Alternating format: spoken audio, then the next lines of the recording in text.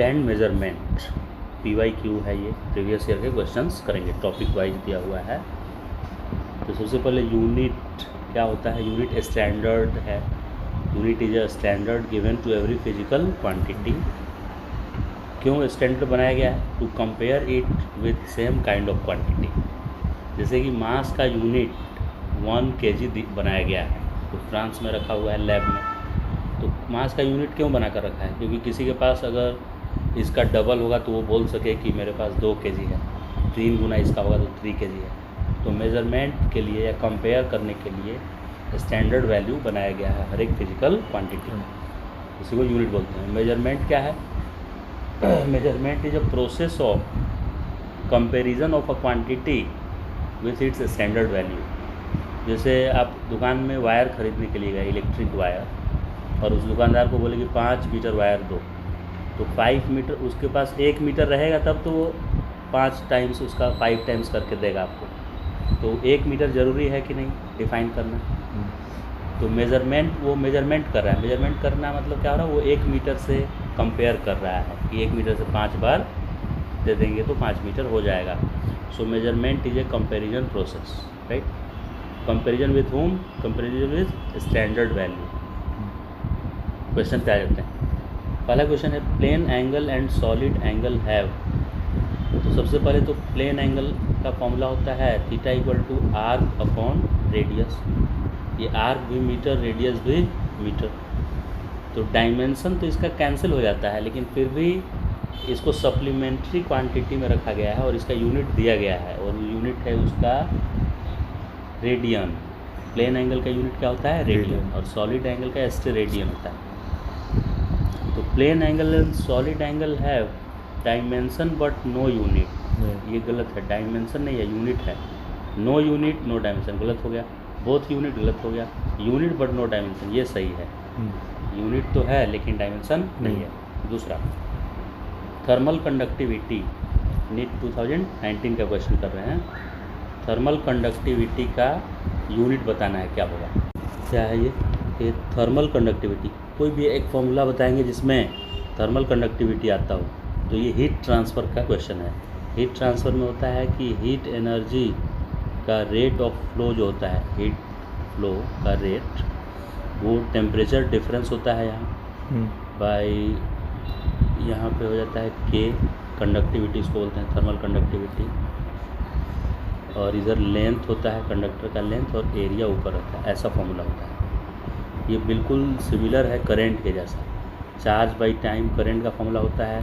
तो temperature difference की जगह पर पोटेंशियल डिफरेंस लिखते हैं कि नहीं? और रेजिस्टेंस की जगह पर रो L अपॉन A लिखते हैं। तो ये रो जो है ना, वो उसका उल्टा ही K होता है। रो का उल्टा क्या होता है? 1 रो को क्या लिख दिया? K। एरिया की जगह पर क्या मैंने लिख दिया? एरिया। और लेंथ की जगह पर लेंथ। तो इसमें हमको किसका डायमेंशन निकालना है? इसमें ये K का निकालना है कि नहीं? हाँ। तो ये जूल होता है हीट, और ये टाइम। तो जूल अपॉन सेकेंड, और ये लेंथ इधर ऊपर मल्टीप्लाई हो गया मीटर, और ये डेल्टा T नीचे डिवाइड हो गया केल्विन, और A नीचे डिवाइड हो गया मीटर स्क्वायर। तो 1 मीटर से 1 मीटर कट गया। और जूल पर सेकेंड, ये जूल पर सेकेंड को वाट बोलते हैं, केल्विन मीटर। तो ये वाट हो गया, और नीचे केल्विन मीटर, किलोमीटर नहीं, केल्विन मीटर। तो वाट और केल्विन इन्वर्स और मीटर इन्वर्स, क्योंकि डिनोमिनेटर में है तो ऊपर आएगा तो -1 हो जाएगा। तो वाट मीटर इन्वर्स भी आ गया और केल्विन इन्वर्स। तो C ऑप्शन हो गया। सेकेंड का कौन सा आया? C। ये होता है, देखिए कोई भी हॉट बॉडी है ना, थर्ड वाला कर रहे हैं हम लोग, थर्ड। कोई भी बॉडी जो 0 केल्विन से ज़्यादा टेम्परेचर पे है, वो हीट रेडिएट करता है अपने अंदर से। क्या रेडिएट करता है? हीट। तो Q is heat per unit time per unit area. जैसे कि जो मोबाइल है, मोबाइल फ़ोन की बात करते हैं, या कोई भी चीज़, जैसे एक आयरन का एक रॉड है, उसको गर्म करके रूम में रख दिया गया है। तो उस आयरन का रॉड का कुछ एरिया होगा, सरफेस एरिया, और किसी टेम्परेचर पे वो होगा। तो उससे कितना जूल हीट निकलेगा पर यूनिट टाइम, मैंने 1 सेकेंड में, पर यूनिट एरिया, उसका एरिया से डिवाइड कर देंगे, सरफेस एरिया से। वो जो होता है वो प्रोपोर्शनल होता है सिग्मा T4 के। T मतलब उसका टेम्परेचर कितना है उसके पावर 4 पे डिपेंड करता है। टेम्परेचर डबल कर देंगे ना तो उसे रेट ऑफ हीट रेडिएशन 2 का पावर 4 क्या हो जाएगा, 2 2 4 2 16 32 गुना हो जाएगा। टेम्परेचर अगर डबल कर देंगे तो हीट रेडिएट करने का उसका रेट क्या हो जाएगा, 32 टाइम्स हो जाएगा। तो ये फॉर्मूला याद रहेगा। Heat radiated per unit time per unit area का फॉर्मूला क्या होता है, सिग्मा T4। इसी सिग्मा को क्या बोलते हैं, स्टीफन कांस्टेंट। Stephen constant. तो इसी का हमको पूछ रहा है कि बताइए क्या तो T4 नीचे तो Q/T जो है ना, जूल बाई टाइम, ये वाट हो गया कि नहीं। हाँ। और ये नीचे एरिया स्क्वायर डिवीजन में है तो मीटर स्क्वायर नीचे आ गया, और T⁴ यानी केल्विन का पावर 4 आ गया नीचे, यही सिग्मा आया कि नहीं। हाँ। तो वाट और केल्विन का पावर, वाट और पर मीटर स्क्वायर यानी मीटर -2 और केल्विन -4। हाँ। केल्विन ये 2 है और ये 4 है, तो ऊपर जाएगा तो -4, तो D आ जाएगा। चेक करिए आंसर D है क्या। तो सिग्निफिकेंट फिगर पे बेस्ड क्वेश्चन करने से पहले क्या जानना जरूरी है कि नॉन ज़ीरो डिजिट सिग्निफिकेंट होता है और ज़ीरो सिग्निफिकेंट होता है जब राइट में अगर ज़ीरो है और डेसिमल लगा हुआ है, डेसिमल लगा हुआ है। जैसे देखिए ध्यान से यहाँ 2300 लिखा हुआ है, ऐसे 2300 2300 खाली ऐसे लिखा रहेगा ना तो 2 ही सिग्निफिकेंट बोलना है, इसको सिग्निफिकेंट नहीं बोलना है। और अगर 2300 के आगे केजी लिख दिया है, केजी कुछ यूनिट लिख दिया है, तब इस ज़ीरो को सिग्निफिकेंट में काउंट करना है। तो इसमें 4 सिग्निफिकेंट फिगर है जबकि इसमें 2 ही सिग्निफिकेंट है। तो राइट साइड वाला ज़ीरो सिग्निफिकेंट कब होता है, नॉन डेसिमल वाले में जिसमें पॉइंट नहीं है, भी राइट साइड जब यूनिट है, जब यूनिट है। लेकिन अगर पॉइंट लगा हुआ है ना 23.00 तो ये भी काउंट होगा, यूनिट रहे चाहे नहीं रहे। पॉइंट के बाद पॉइंट अगर लगा हुआ है ऐसे डेसिमल तो राइट वाला ज़ीरो, नॉन ज़ीरो नंबर के राइट वाला काउंट होता है। तो इसमें 4 सिग्निफिकेंट फिगर है। और सर अभी अगर ऐसा रहा तो 2003 2003 हाँ, फिर इधर कर रहे हैं हम, देखिए 2003 इसमें कितने तो सिग्निफिकेंट बीच में जो ट्रैप हो गया है ना वो सिग्निफिकेंट होगा। यूनिट लिखा हुआ है चाहे नहीं लिखा हुआ है, डेसिमल है चाहे नहीं है, हर केस में अगर ये ट्रैप हो गया है नॉन ज़ीरो के बीच में तो काउंट होगा। तो इसमें सिग्निफिकेंट फिगर 4 है।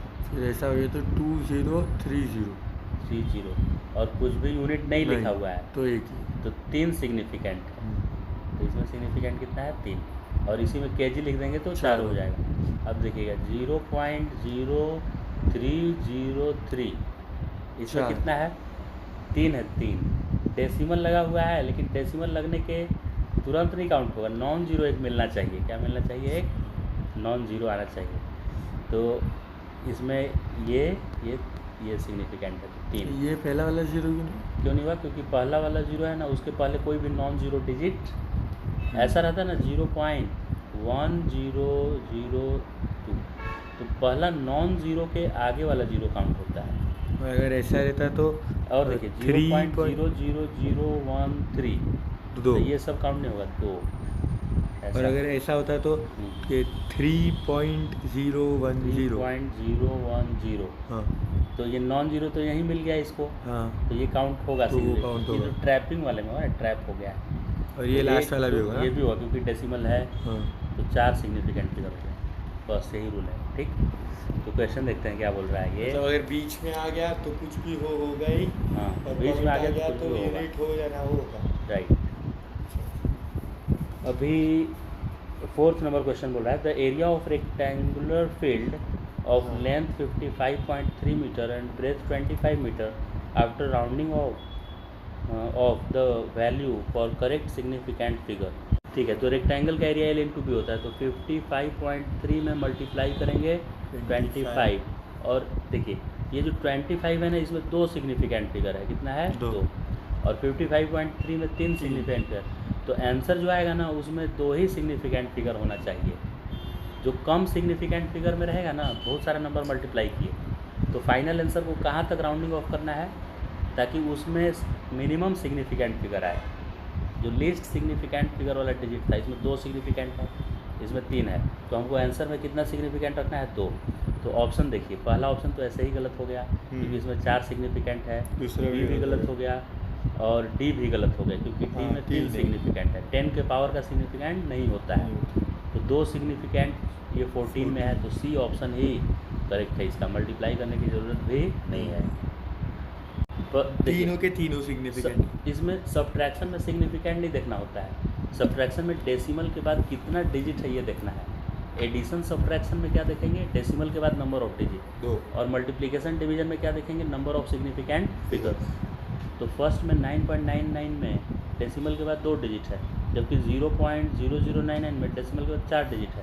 तो इसका नॉर्मल सब्ट्रैक्शन हम कर देंगे, लेकिन आंसर को राउंडिंग ऑफ करके और हमको डेसिमल के बाद 2 ही डिजिट रखना है। डेसिमल के बाद क्या रखना है, 2 डिजिट ही रखना है।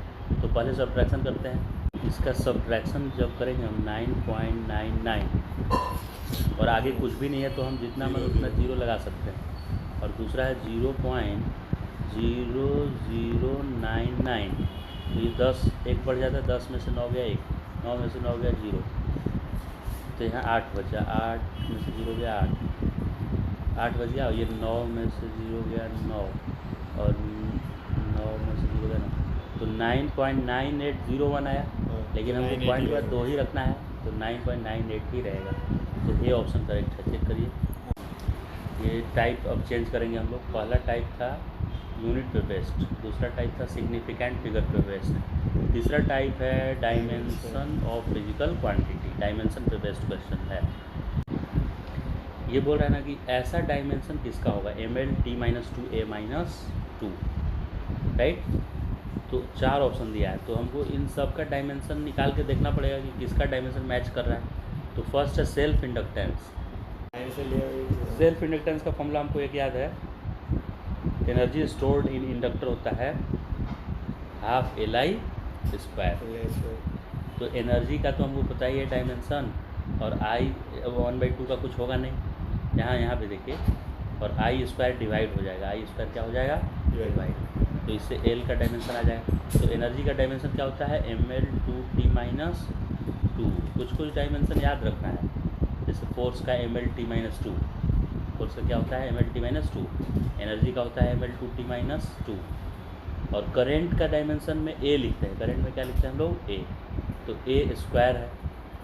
तो इस तरह से डायमेंशन हो जाएगा M1L2T-2 A-2, ML2T-2 A-2, ML2T-2, इसमें ML2 में L2 है ही नहीं, यानी A ऑप्शन इनकरेक्ट हो गया।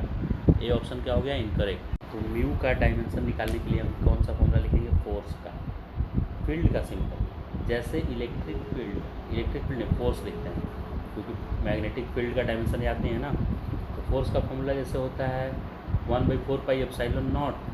इलेक्ट्रोस्टैटिक का क्या होता है 1/4πε0 Q1 Q2/r²।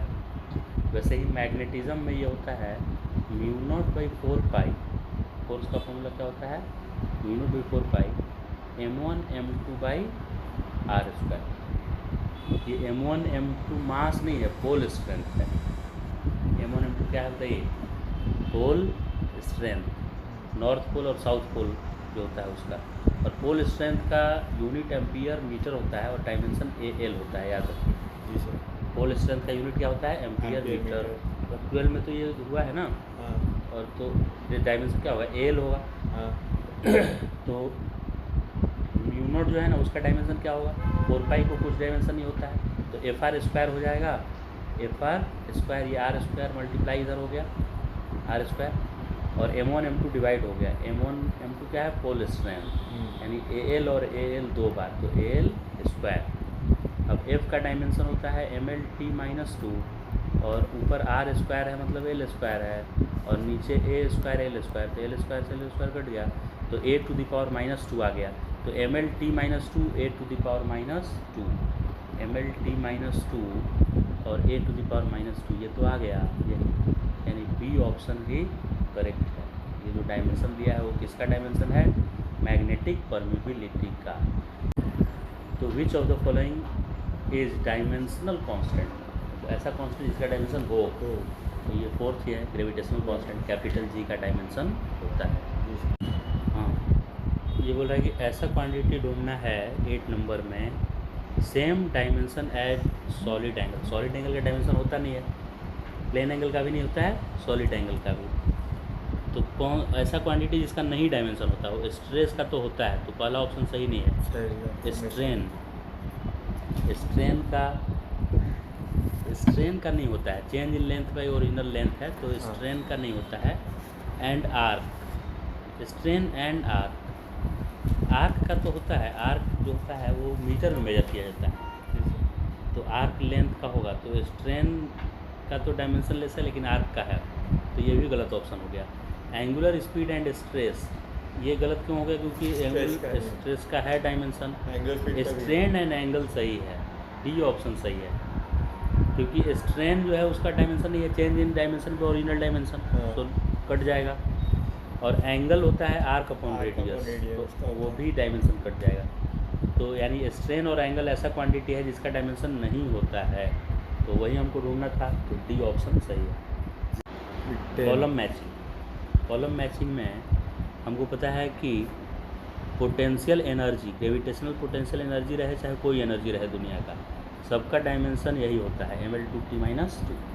तो यानी b का 4, तो b का 4 दो ऑप्शन में है, फर्स्ट में है और सेकंड में, तो या तो फर्स्ट ऑप्शन होगा या सेकंड होगा। अब आ जाते हैं इसमें हम लोग इस पे ग्रेविटेशनल पोटेंशियल पे। तो ग्रेविटेशनल पोटेंशियल क्या होता है? Potential energy per unit mass, तो इसमें यूनिट मास से डिवाइड किया, m से m कट गया, तो L2t-2। इसका मतलब कि c का जो होना चाहिए वो 1 होना चाहिए, तो c का 1 इसी में है, फर्स्ट में है, तो करेक्ट इसका हो गया ए ऑप्शन करेक्ट है।